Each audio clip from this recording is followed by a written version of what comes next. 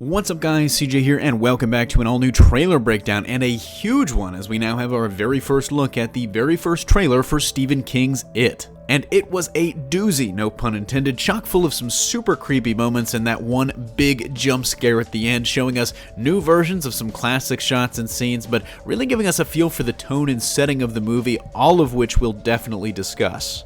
But let's start right at the beginning, shall we? In this first scene, we see Bill Denbrough folding a paper boat for his little brother Georgie, who then goes on to sail it in a rainstorm.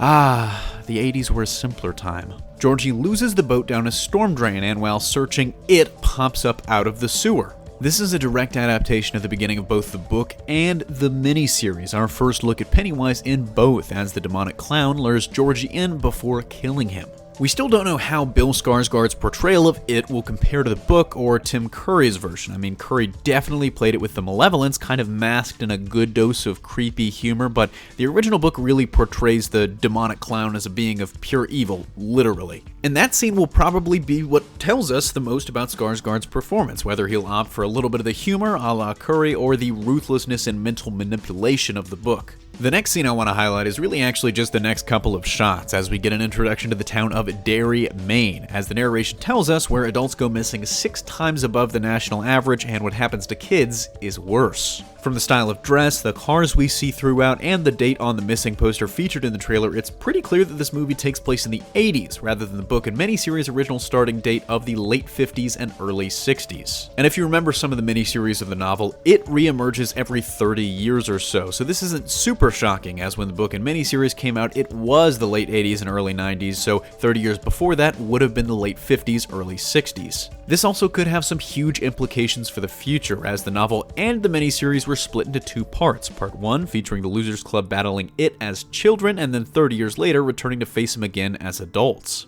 And some of you might already know this, but this It movie was originally planned as a duology, and very probably still is, with the original title being It Part 1, The Losers Club, so there is, or was already, a sequel planned out. My guess is this movie will focus squarely on the Young Losers Club, with maybe the ending or post-credits scene being the losers returning to Derry 30 years later, or It reawakening 30 years later, just something to tease or show that there will be a sequel. Really quickly, going back briefly to the poster I mentioned in that scene, it says that Patrick Hockstetter has gone missing. Patrick is one of Henry Bauer's gang of bullies in the book that torment the losers throughout the novel, though he actually didn't appear in the miniseries. In the book, he's not a good dude. He's a psychopath that tortures and kills animals, and in a killing that had people less saying, "Oh my god, that's awful," and more saying, "No, wait, stop," Patrick is attacked by a swarm of flying leeches before being dragged off and devoured by It.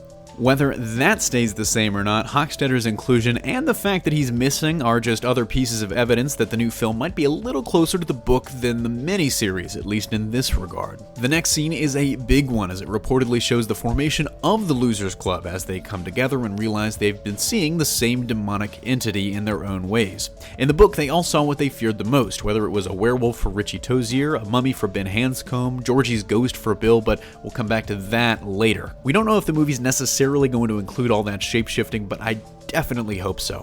Our next shot features another iconic location from the book, 29 Neibolt Street, an abandoned and rundown house where It first appeared to Eddie Casbrack.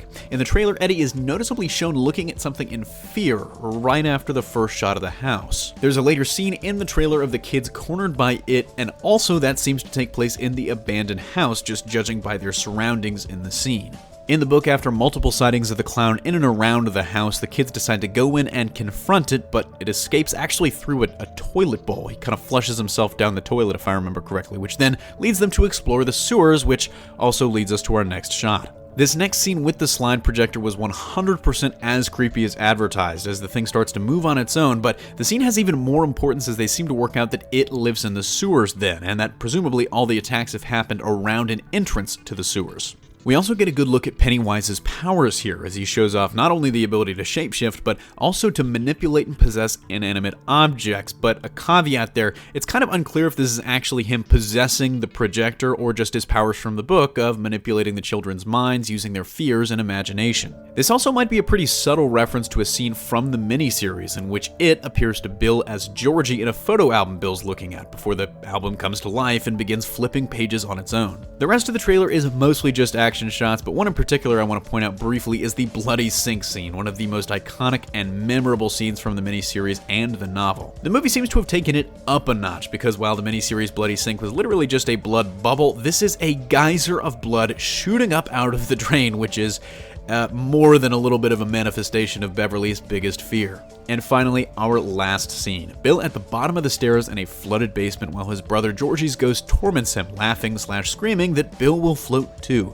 Pennywise's head slowly rises out of the water before the clown lunges at Bill in a pretty horrifying final jump scare. And I just really wanted to point that out because it's freaking terrifying, but it could also be a little bit of a reference to that Georgie scene where he speaks through the photo album, but the "You'll Float Too" line should be ringing bells for any of you that are familiar with the source material. That's going to do it for this breakdown though, but even still, I have way more questions than answers. I mean, will there be a duology? How will they defeat it, more like the miniseries or the more mystical version in the novel? Will we see the Macroverse? All questions that I need answered, but let me know your thoughts in the comment section down below. That's going to do it for me here, though. Thanks for watching. Don't forget to smash that like if you like what you saw and subscribe for more great content every single day. Signing off, this is CJ, and I'll see you next time.